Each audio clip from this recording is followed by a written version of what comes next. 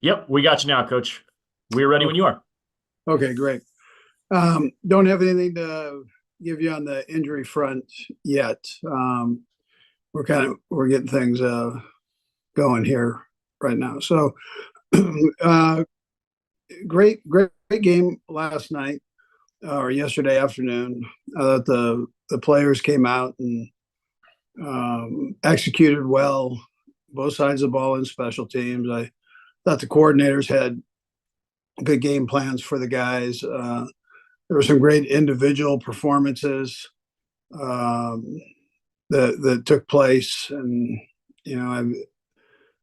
whether you always start with the O and D line, whether it was the O line coming out and setting a tempo there with aggressive play.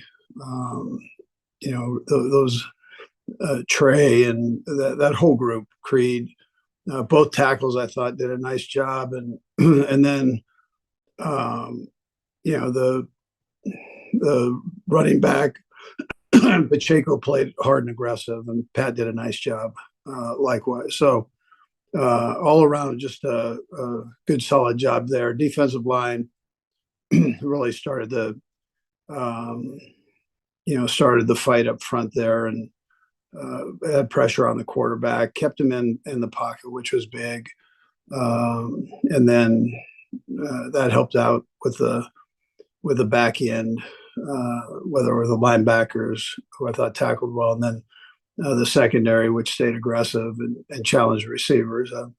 Again, I thought George and Chris did a nice job up front there, um, and then the guys that had to fill in, I thought they did well when asked to step in and do their job. So, and then special teams wise, we did a good job there.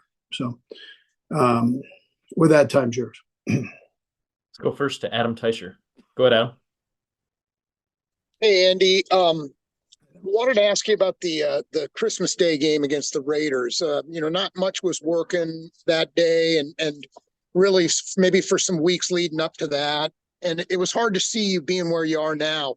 Were there things you were seeing at that time even that were led you to believe that this was realistic, that you could reach this stage here? And Brad will have a second question as well. I think, Adam, that was a good wake-up call for us. They came out with great emotion. Antonio had them ready to go, but that emotion was the thing that jumped out at you that they played with, and I think it gave our guys a nice little for a better term, a wake-up call, that listen, we need to step things up here. Things aren't just gonna fall in our lap, and so we're taking everybody's best shot, and here's a team that went through some adversity, and they stepped up and were able to present themselves like they did. So that we were able to learn from it and move on. I felt all along, though, we had the ability to do that. We just, like I said, we needed just a little kick in the tail there. So yeah, okay. And I'm sure you've seen what Kadarius Toney posted about his situation on social media. What's his status with the team? Will he be practicing with you this week when you guys get going? Yeah, I actually haven't seen it. I mean, I've heard people talk about it, but yeah, he'll be back out there, and we'll see how he does. Let's go next to Seren Petro. Go ahead, Seren. Coach, just as a follow-up to Adam's question, so his status with the team is unchanged. It remains just an injury situation. I found it difficult to follow what he was saying, but it did seem to be that he was saying he was not hurt. Can you expand upon what his situation is a little more, Coach? Yeah, well, I mean, obviously he's been on the injury report, so I mean, I got that part as that's not made up by any means, but he's been working through some things, and he'll be back out there. Let's go next to Todd Palmer. Go ahead, Todd. Hey, Andy, I was just curious. A lot is made about Patrick Mahomes and legacy and things like that. I just didn't know, how much do you think about Pat and his legacy in the league, as kind of these moments come along? Yeah, I mean, Todd, he's we see it every day. You're right. We don't take that for granted. We respect the job that he does, and we appreciate it, and we know we're seeing something special. And he's still young in this business, so that's a great thing for the Chiefs. It's a great thing for the city, and it's somebody that you can build around, and Brett Veach does a great job with that, of making sure that other positions are relative to that. So it's it's a positive thing that we're very aware of, I guess, is the best way I could say it. Let's go next to Pete Sweeney. Go ahead, Pete. Hey, Coach, I know you've done this a few times now with this Super Bowl bye week, but I was wondering if you could preview the week and just kind of talk to how you might balance making sure that these guys do take advantage of the rest while game planning. Yeah. By the way, I want to just put a shout out for Allegretti too, for stepping in and doing the job he did in Bush. Those were two guys I thought did a nice job stepping in. Yeah. So Pete, the way I'll look here, the guys come in today, and we have a team meeting a little bit later today, and then they have a couple days off, and then they'll come back and on Wednesday or Thursday, and we'll kind of start our normal week. We'll try to get everything done here the best we can, and then once we get down there, it's a good review for us, and still keep ourselves in shape, in football shape, so we're ready to go. Yeah. Let's go next to Matt Derrick. Go ahead, Matt. Hey, Coach. It's a popular narrative about Patrick that this is the best defense that he's ever played with. But in your years of coaching, where does this defense, stack up to you as far as the ones that you've had, and how important was it for you bringing Steve in 2019? Yeah, well, I guess I can start with that. I mean, that was important. We have a history together, so I knew what to expect and where he would go with things. He had a young bunch and an older group that was tremendous for us, but they had kind of aged out, and we had this influx of new young guys, and what he did with them I thought was great, of teaching. All of his guys did that. They did a great job of teaching, and the kids were receptive to it, and then you're seeing the rewards of that now.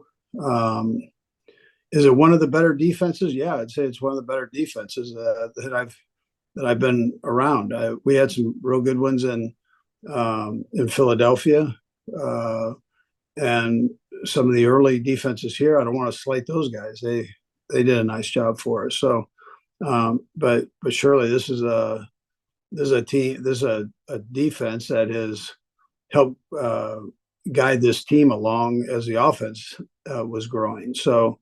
And now that both are playing well, it's that's a tribute to everybody involved. What Steve has done, and then what Nags has done on the offensive side of helping it grow. Let's go next to Todd Lebo. Go, Todd. Hey, Coach, one of the things the defense has done all year is performed very well, but they hadn't really been getting the turnovers. And it closed a couple times on different deals. Obviously, that's been really big for you here, especially against Baltimore, getting those turnovers. How do you go about creating that again? Turnovers are a fickle thing, I guess, but can you coach that stuff?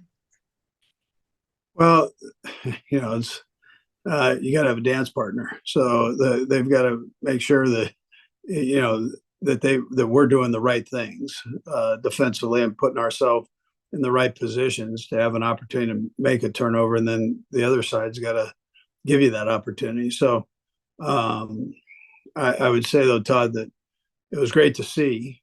We had a chance for another one too Bolt's got that cast on.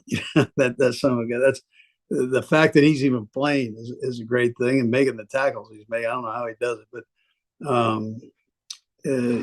he had a chance for another one. So, but the guys are doing a great job. They're doing a great job with their eyes right now, and that'll be real important in a couple of weeks here when we play 49ers. It's like we got two more. We'll go Nick Jacobs and then Sam McDowell. Go ahead, Nick. Yeah, and when you kind of think back to training camp and going through the season here, and especially these past 3 weeks, is there anything about this team collectively that's either kind of surprised you or impressed you and is going to stick with you about how they battled to get to this moment? I'd tell you yes, Nick. I mean, it's a group that there's a great spirit about them, and there's a certain toughness that they have to where they don't get down on each other. They challenge each other. They support each other, and it's been that way through the highs and lows. I mean, nothing's changed.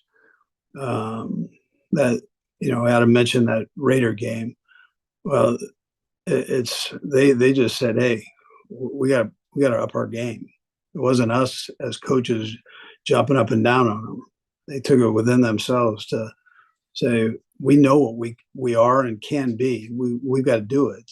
And I mean, that jumps out at me, just that attitude. I mentioned it after the Buffalo game. I mentioned it yesterday afternoon that there's a grit to that. And maybe you're not the most talented, maybe you're not the fastest or the quickest or whatever, but let's go maximize what we are and let the chips fall where they may. We'll go last, Sam McDowell. Go ahead, Sam. Hey, Andy. Yesterday, Patrick in his post game had implied that Travis sort of improv'd on that third down route that ended up with the fluttering pass that he dove to catch. Just wanted to ask you what the intention of that play was originally. Yeah, he was working more across, and he kind of came back on that a bit. Just that Pat was moving, so he had to get himself in position to get that. I mean, the fact that he laid out like that. I mean, I've seen him do a lot of things. I really haven't seen that right there where he had to be in that position, parallel to the ground and 2 inches off of the ground to make the catch. That's tough without the ball hitting the turf there. So it was a great job by him, and something I guess he's kept in the pocket for a while and showed us. Thanks, Andy. Yeah. Coach, we appreciate the time. Thanks for joining us. Okay, thank you.